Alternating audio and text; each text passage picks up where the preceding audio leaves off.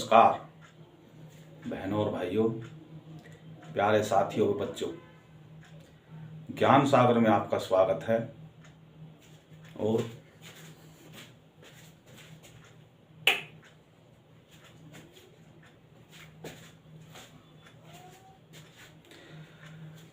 और जैसा कि हमारी ये सीरीज चली हुई थी सामान्य अध्ययन का जो नया संस्करण आया है एनसीईआरटी का, उस पे और एक हमने वीडियो इस पे बना दी थी। विषय था प्राकृतिक संसाधन एवं उनका उपयोग। तो उसमें हमने बताया था प्राकृतिक संसाधन क्या हैं, इनको कैसे वर्गीकृत किया जा सकता है।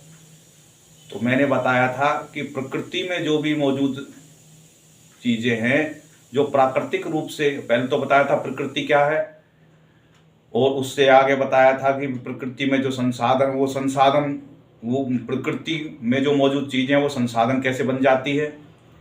उसके बाद में बताया था मैंने वर्गीकृत कैसे किया जाता है इनको। तो वर्गीकृत मैंने बताया था कि वर्गीकृत करने के कई तरीके होते हैं। तो एक तरीका मैंने बताया था कि जीवन के लिए आवश्यक संसाधन जो हैं उनको आधार पे, दूसरा सामग्री संसाधन में बन जाती है उनके आधार पे, और तीसरा बताया था ऊर्जा के आधार पे।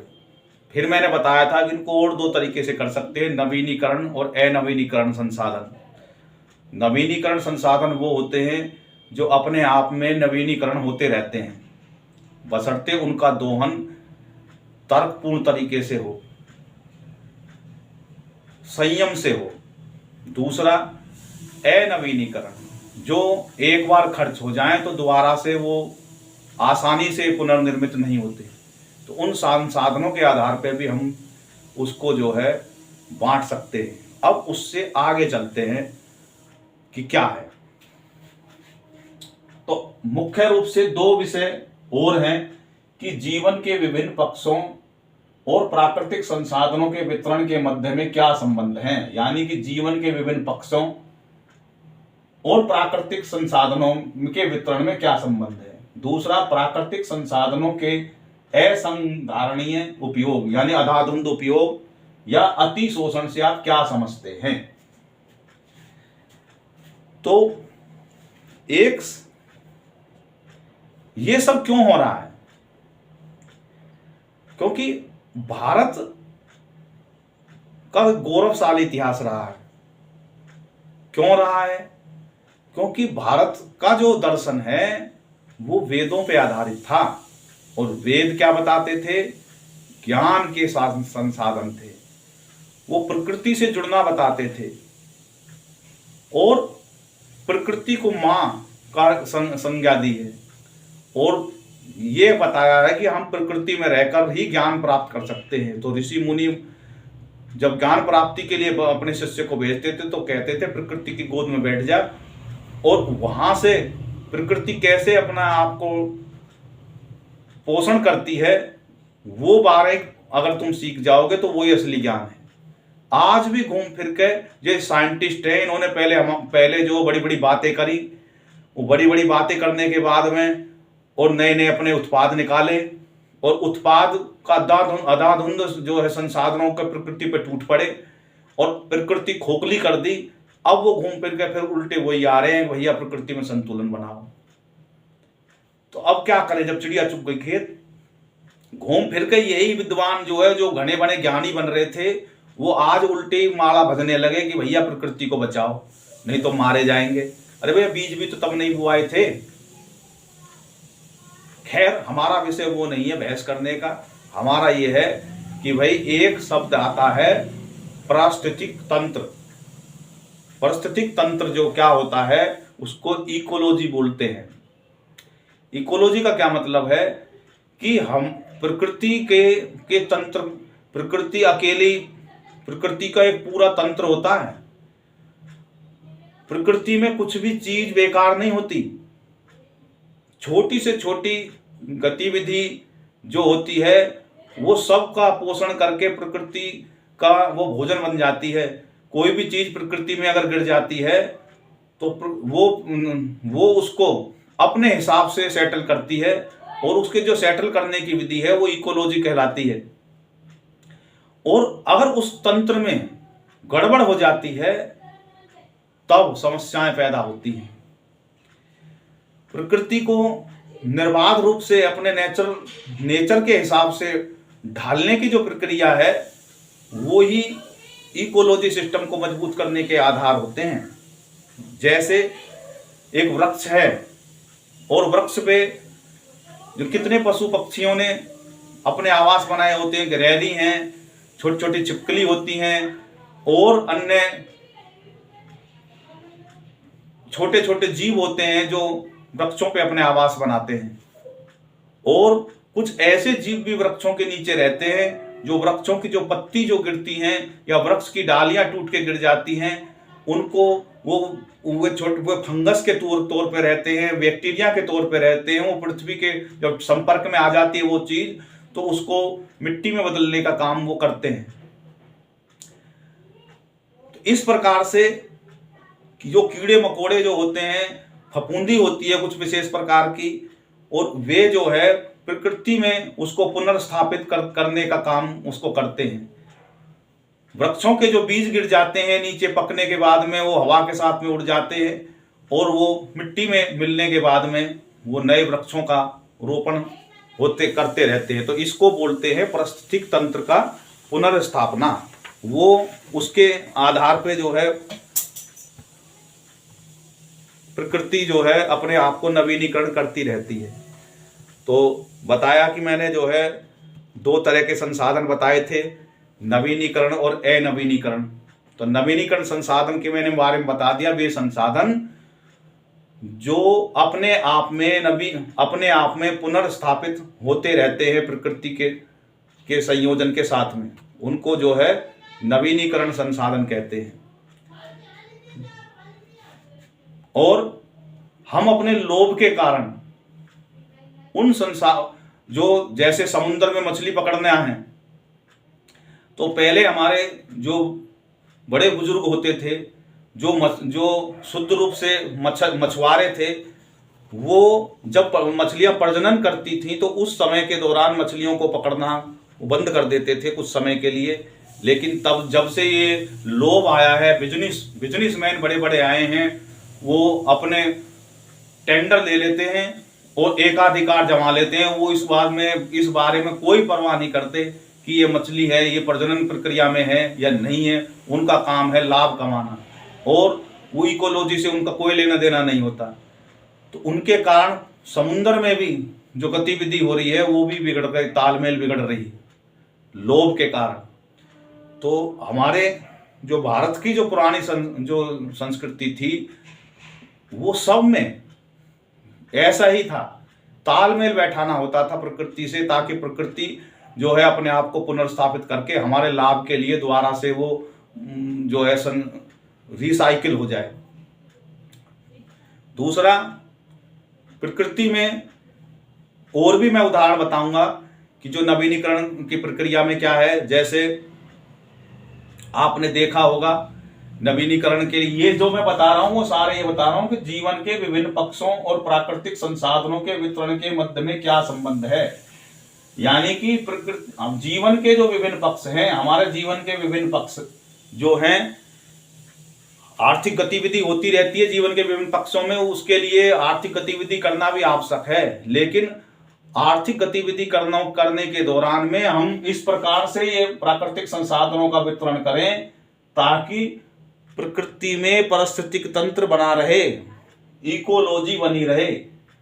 और अगर इकोलॉजी नहीं बनेगी, उन पक्ष जो विभिन्न जो पक्ष हैं वो अपने लोभ के कारण वितरण इस प्रकार से कर देंगे संसाधनों का, तो क्या होगा, युद्ध की स्थिति बन जाती है। युद्ध की स्थिति बन जाती है यानी कि प्रकृति में जो ये संसाधन हैं ये मैं आगे बताऊंगा। तो पहले उस अपने मुद्दे पे आते हैं कि नवीनीकरण के मैं 2-4 उदाहरण बता दूं कि कैसे नवीनीकरण संसाधन जो है अपने आप में नवीन होते रहते हैं, और जो हमारे जीवन के जो पक्ष हैं वो उन संसाधनों के वितरण इस प्रकार से कर रहे हैं कि जो वे अति असंधारणीय और अति शोषण से वो जो नवीनीकरण जो संसाधन है वे भी अनवीनीकरण में बदल जाते हैं। जैसे सौर ऊर्जा है, पवन ऊर्जा है, और जल से जो ऊर्जा बनाई जाती है, जल विद्युत जो परियोजना होती हैं, पनचक्की होती हैं, ये जितनी भी ये संसाधन हैं ये नवीनीकरण संसाधन में आते हैं। अगर हम जो है पेड़ों की लकड़ियां को काटने लगे और काटने की दर इस प्रकार से कर दें कि वो पेड़ पनपने ही ना पाए, या जड़ में से ही काट दिया और नए पेड़ उत्पन्न ना हो पाए, तो वे नवीनीकरण जो संसाधन है वो भी अनवीनीकरण में बदल जाएंगे। जब नए पेड़ बनेंगे नहीं और वहां पे हमने उसका लैंड यूज दूसरे प्रकार से कर दी, खेती करने में कर दी या उद्योग लगाने में कर दी, और वो जंगल कट गए, तब भी क्या होगा, स्थिति विकट हो जाएगी। दूसरा, जल अपने आप में नवीनीकरण होता रहता है, वो भी संसाधन नवीनीकरण है। कैसे है? सबसे पहले वर्षण होती है। वर्षण 3 प्रकार से होती है: डायरेक्ट बारिश, हिमपात और ओलावृष्टि। जो हिमपात है वो पर्वतीय क्षेत्रों में होता है और वहां एक मोटी परत बना लेता है हिम के ऊपर की चोटियों पे, उसको जो है ग्लेशियर बोलते हैं।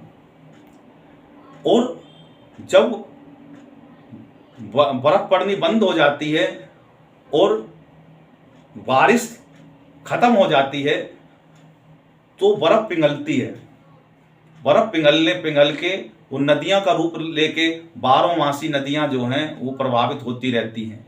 और कुछ वर्षा जो नदियां होती हैं वो बारिश के दोनों दिनों में नदी का रूप धारण करके और मैदानी इलाकों में पानी का रिसाइकल जमीन के अंदर भूजल का करती है। लेकिन तब क्या होगा, जब हमने उद्योगों का निर्माण कर दिया और अपशिष्ट पदार्थों का इस प्रकार से बगैर ट्रीटमेंट करे हुए वो जो केमिकल का जो पानी है, विषाक्त पानी है, वो सीधा नदियों में, स्रोतों में जब डालना शुरू कर देते हैं, तो वो जो पानी है वो जिसको शुद्ध साफ करने के लिए अनेकों बैक्टीरिया, मछलियां, छोटे छोटे जीव होते हैं जो पानी में, वो मर जाते हैं और उसका जो अपने आप को नवीनीकरण की जो प्रक्रिया है वो रुक जाती है और वो सारा का सारा जहर वो जमीन के भूजल में जाता है। जहां से भी वो नदी गुजर के जाती है या नाला गुजर के जाता है तो वो नीचे के जमीन को भी विषाक्त कर देता है। तो ये जो प्रक्रिया है, ये जैसे यमुना का उदाहरण ले लें, गंगा का उदाहरण था। गंगा को तो बहुत कोशिश करी जा रही है, यमुना बिल्कुल प्रदूषित हो रही है।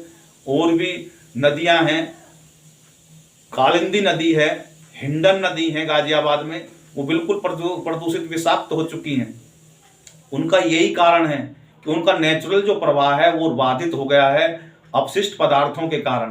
तो ये जो है नवीनीकरण संसाधन भी अति दोहन और उनकी इकोलॉजी सिस्टम में मानवीय गतिविधि के कारण उसमें कचरा, अपशिष्ट पदार्थ इस प्रकार से डाल दें तो वो शुद्ध शोषित नहीं हो पाएगी। तो ये मैंने 2 उदाहरण बताए। आगे जो है पारिस्थितिक तंत्र और उसकी सेवाएं, तो प्राकृतिक संसाधनों के असंग्रहणीय और अति शोषण जो हैं उसके विषय में हम अगली वीडियो में बताएंगे। इस वीडियो में इतना ही, क्योंकि अगर मैं एक ही विषय पे ज्यादा बोलने लगूंगा तो होच पोच हो जाएगा। अगली वीडियो में हम तसल्ली से आगे बताएंगे कि कैसे करें, कैसे जो है इसको अति जो शोधन है, इसके जो दुष्परिणाम हैं वो कैसे हैं, और जीवन के विभिन्न पक्षों में प्राकृतिक संसाधनों का वितरण के मध्य में इसमें थोड़ा सा और बढ़ा देते हैं, इसको समाप्त कर देते हैं इस विषय को। तो इसमें क्या है,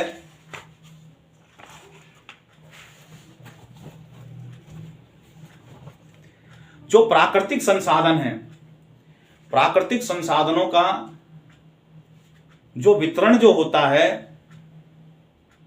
वो किसी की जाति, सीमा, देश, कालखंड को देख के वितरण नहीं होता। प्रकृति में नेचुरल रूप से वो अपने आप जमीन में पैदा हुए और उसके वितरण के लिए नियम प्रकृति ने तय नहीं करे। ये जो मानव है ये अपने लोभ और आर्थिक गतिविधि को उन्नत करने के लिए अविवेकपूर्ण तरीके से उसका वितरण करता है। उसके लिए अनेकों युद्ध की स्थिति भी आती है। तो इसके लिए हमें विवेक, संयम और पॉलिसी और राज्यों को, सरकारों को इसके लिए एक सही तरीके से वितरण करने के लिए नियम बनाने की जरूरत है। ये कोई गारंटी नहीं है कि जहां पे हम प्राकृतिक संसाधन मौजूद हैं वो क्षेत्र अमीर हो जाएगा, माना जाएगा। ऐसा बिल्कुल नहीं है। ऐसे ऐसे देश हैं भूखे मर रहे हैं, प्राकृतिक संसाधन उनके पास अफ्रीका में है, दुनिया भर के, वहाँ पे प्राकृतिक संसाधन इतने ज़्यादा हैं उनके खाने के लिए कुछ नहीं है।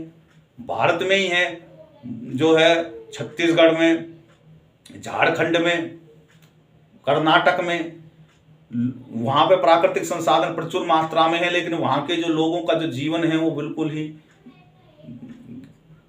सामान्य तरीके से भी नीचे निम्न स्तर का जा रहा है। उसका कारण ये है क्योंकि संसाधन तो हैं लेकिन दूसरी जो विषय वस्तु है संसाधनों के होने के कारण में वहाँ पे कृषि कार्य बिल्कुल नहीं हो पाता। और जब उनके संसाधनों का जब वितरण होता है वो इस तरीके से होता है कि वहाँ के जो ब्लॉक हैं वो उसके लिए औद्योगिक गतिविधि होने लगती है, खनन होने लगता है, और वहाँ के जो क्षेत्र हैं के जो भूवासी हैं उनका विस्थापन होना की प्रक्रिया शुरू हो जाती है। इस प्रकार से दूसरा पक्ष ये होता है, वहाँ पे जब औद्योगिकरण होता है, गतिविधि होती है, तो वहाँ रोजगार का सृजन होता है। तो दो पक्ष हैं, यानी कि एक तो निर्ममता पूर्वक होता है कि भाई वहां से जाना पड़ेगा, भाई यहाँ पे तो अब पता पड़ गई कि इसमें ये संसाधन ये निकाले जाएंगे, तो जो वहां के भूवासी थे उनको वहां से भगाया जाता है और उसमें खनन की प्रक्रिया शुरू होती है, तो उनसे रोजगार भी उनको मिलता है। तो ये है, विवेकपूर्ण तरीके से करेंगे तो संघर्ष नहीं होगा, अविवेकपूर्ण तरीके से करेंगे तो संघर्ष की स्थिति बन जाती है। भारत में कावेरी जल विवाद है, उसका ये उदाहरण है कि पानी के कारण कर्नाटक,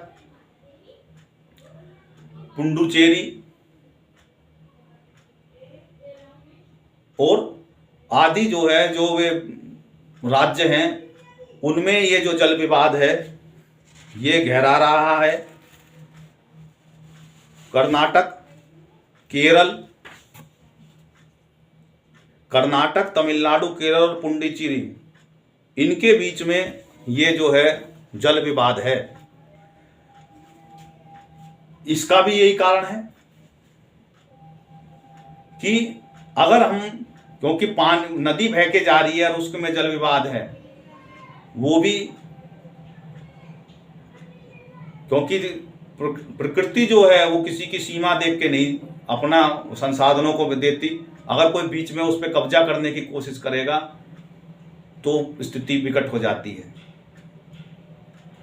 तो इस प्रकार से जो है संसाधनों का जो वितरण है और जीवन के विभिन्न पक्ष है, इनके बीच में काफी गहरा संबंध है। अगर विवेकपूर्ण तरीके से इनका वितरण हो जाए तो वही संसाधन उसके लिए अमूल्य हो जाते हैं। अगर और जो है उनका वितरण सही तरीके से नहीं हो जाए तो वे संसाधन उसके लिए अभिशाप भी बन जाते हैं। ये इसका संबंध है। इस वीडियो में इतना ही। अगली वीडियो में ये जो प्राकृतिक संसाधनों का अति दोहन जो हो रहा है इसके विषय पे हम चर्चा करेंगे, पानी का उदाहरण लेंगे और सीमेंट के कारखाने का उदाहरण लेंगे। तो इस वीडियो में इतना ही। बहुत बहुत धन्यवाद। भारत माता की जय। जय हिंद, जय भारत।